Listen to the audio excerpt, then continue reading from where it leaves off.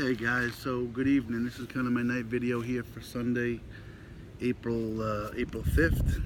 April 5th. I got yelled at earlier for that. It's not April 5th, guys. It's August 5th. I'm going to catch up eventually. See what happens when you get old and forget months. They go by fast. But today is the end of 4 complete weeks on the journey, and I never imagined it to be what it's been. I got some really cool pep talks not too long ago. I'll talk about them in a minute. So want to just kind of give you a recap of today, you know, kind of where I'm at, where my mind's at, and you know, share the stuff with you guys. So a couple days ago I ran into a young man on the road named Dustin, and he could tell he was following the journey, and he reached out to me yesterday, but I had already was fortunate enough to meet Brian and the family, and you know, he was the focus for the story and for the night, and he was reaching out to me. But Dustin reached out as well, and I don't know. First of all, maybe physically and emotionally, I kind of needed a break from the road, I guess to say. But there was just something calling me, telling me that my time here in Plymouth wasn't finished, and I guess I just said something that has really been my eye-opener through this, is that we're at a point now where you know, I'm not planning anything. It's just happening. This whole thing is being controlled by a bigger power than me, for sure. I keep getting some nice moments, and I just didn't feel like I was ready to move on from Plymouth, and I wanted to reach out to Dustin because he had reached out and extended his hand to me. And sometimes you know, you ask others and help, and other times you help yourself by helping somebody. I just kind of felt like there was a reason that I needed to meet with Dustin, and I think I found out why, and we'll talk about that tomorrow a little bit. But so I woke up today in the hotel, got myself ready, and Brian and his family came and picked me up for church, and I made it to the Methodist church here in Plymouth. It was kind of neat, because it's always neat to meet great people. Whew, excuse me, guys. And I didn't necessarily know who some of these folks were, because I was a stranger in town, and I met a few folks on the way in and said thank you for having me. And this particular church did things a little differently than anything I've been in terms of how they recognize folks, say prayers for people that are in need, you know, health reasons, personal reasons, financial reasons, and the blessings. And they go around and ask if there's anybody else they want to acknowledge. And you know, Brian actually stood up and first asked for prayers because his son is going off to school in 2 weeks, so he needs maybe some prayers for himself, as that's going to be a hard thing to adjust, and some parents understanding that. And then he actually, you know, actually asked for prayers for in case his son's driving him down to college a few hours away and surviving that. But then, you know, he introduced me to the group and offered me to speak. I kind of didn't feel comfortable doing that. I just appreciated them having me there. And you know, then when we were talking, the pastor you know, brought me up and mentioned me and thanked me for coming. And again, I'm not doing anything, but there was one of the things I thought that was really interesting from this particular service and church than anything I'd ever been involved in, was they had a part where they called it the children's message. And there were steps leading up to the altar, and the pastor got down. I'm sorry, guys, why all of a sudden I'm yawning here all this time? It's a nice hot summer day. Anyway, the pastor got down, and a bunch of kids ran up and sat around him, and kids, you know, they do say the darndest things, and they're funny. But the pastor's illustration, I thought, was a pretty poignant one. And he took out a dollar bill, and of course, as soon as one little girl said, "But yay, money!" you know, so he gave all the kids a dollar bill and said, "Now, would you guys? I'm going to give you an offer. Would you guys take this dollar bill and trade it in for this sheet of paper? The sheet of paper says that if you bring this sheet of paper back to me on or after August 12th, I will give you $3 for that $1 bill."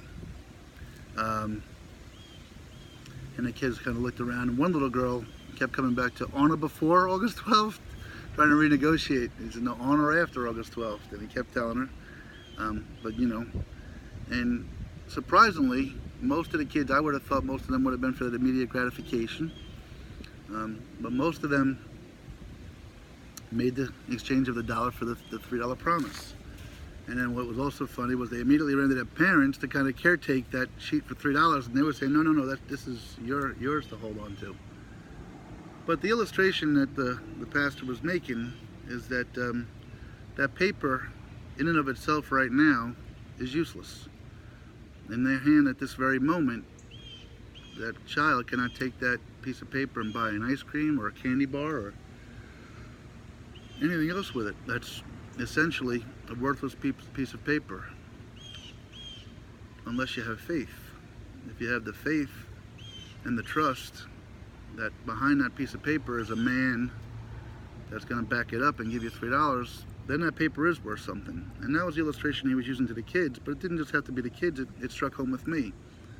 You know, one of my biggest, not objections, but one of my biggest reasons for not embracing God and godliness for so long was kind of this, I can't see it, I can't touch it. I know people argue that I'm touching it right now by touching this stick or this leaf.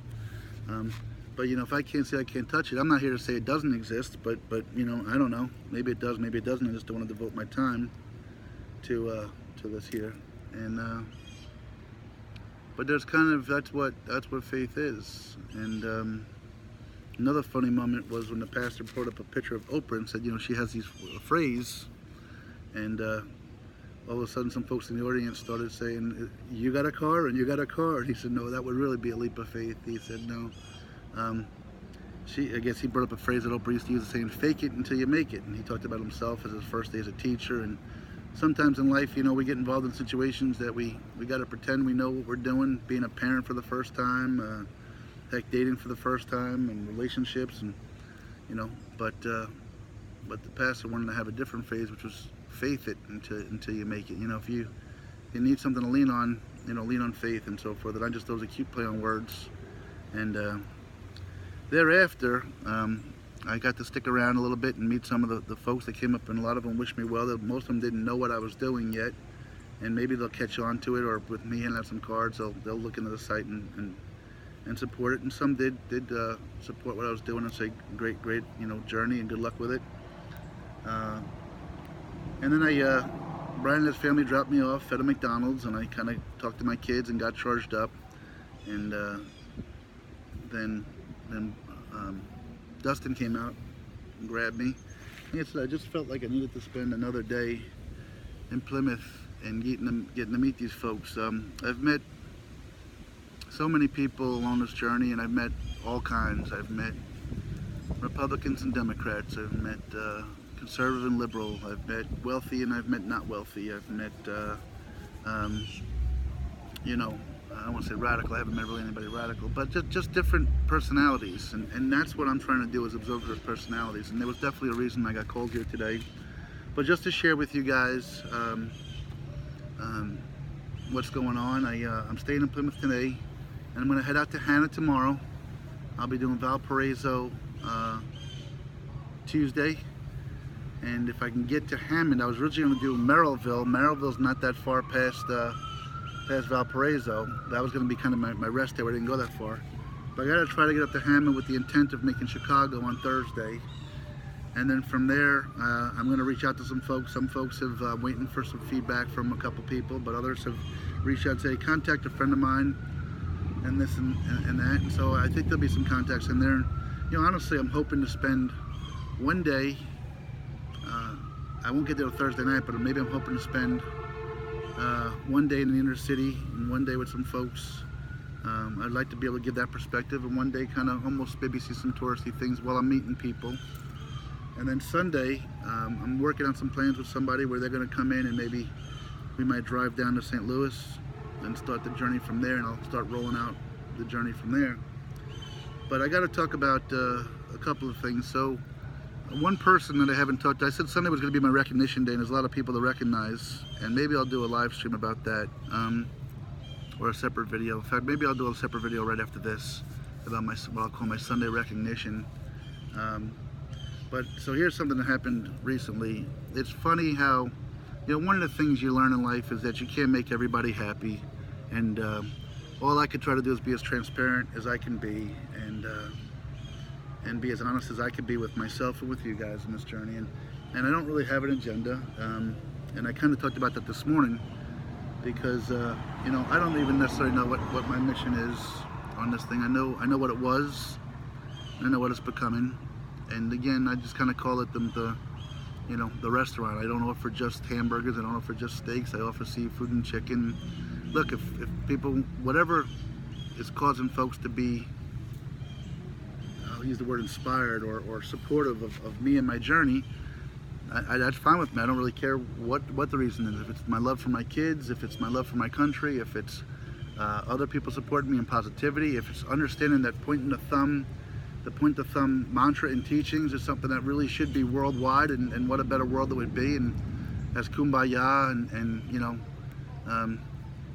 as that might be, why couldn't it be? I don't know, why couldn't it be? But some people are passionate about things, and what I've come to find is that some people are passionate about me, and I got one guy in particular. This is really neat. So a week ago today, I spent days in Van Wert, Ohio, and was one of the most amazing days of my life. And tonight as we speak, there's a cookout going on in Van Wert with somebody's family who a week ago didn't know me, a week ago didn't know Margie, and at this time last week I hardly knew Margie. And within just a few hours, a few days, talking about just fellow humans, Margie's a friend for life. She's so dear to me, you have no idea, and I'm dear to her, and I don't know why it is, it just is. Scott is like, I can't explain it. There's a connection between him and I, and I'm not necessarily alpha male, but I'm pretty close, and he's definitely alpha male. And here I just struck a chord in him, and he's got one in me, and there's a connection there that very few have struck. And now Margie's at his house for a cookout, and they didn't even know each other last week. So again, here comes this journey that because somebody saw some videos I made, Scott reached out to me, Margie drove by me, and now we've got 3 essentially families that are going to be united for life, all because of this. I don't know how that happens, man. But it's funny how passionate Scott is, because he made sure to tell me this afternoon to not doubt myself, and I'm not. I just want to try to be as clear as I can. But he had a couple of missions, and the mission will continue. Jim is in charge. Don't worry about anything else. And if there's any other problems, we'll talk to Scott about that. So, sometimes you need those people backing you. I'm going to keep carrying this on. I can't explain it. This is not me that's driving the bus anymore, guys. It's and I hope the bus just keeps getting more crowded. It's the Scotts, it's the Dustins, it's the Margies, it's the Bryans. It's even the people that maybe don't understand me. If someone doesn't understand me, that's cool, because at least they're taking the time to ask, right? Too many times, this is my point, we're indifferent. We just walk by each other. We don't take the time to ask. We don't take the time to ask, why do you think that way? Why do you feel that way? We just want to combat them and either tell them they're wrong or, I don't want to be bothered with you, I think the way I do. We never really take the time to explain to them why we think the way we do. We just express our thoughts, right? We just scream fake news if that's what it is. We don't explain why it's fake news. We just scream, hey, blame the other folks. We don't explain why we should blame the other folks. But to have Scott reach out to me this afternoon, oh, God dang it. Scott, do me a favor if you hear this. Tell me that song that you wanted me to play, because it's on my phone. Maybe I'll get it and put it back. I'm gonna put a song out there that Scott wants me to play, and I love the listener dedications, the follower dedications. So anyway, guys, I'm gonna wrap up. My kids are at the Revs baseball game today, having a great time with their mom. I love you guys. I think the Phillies are gonna win again today. Hey, look, guys, I love you. The journey is gonna continue. Please keep following whatever your motivation is for following. Please keep it. Share your stories. I love you all, and nothing's gonna stop us together. Okay? Thanks, guys.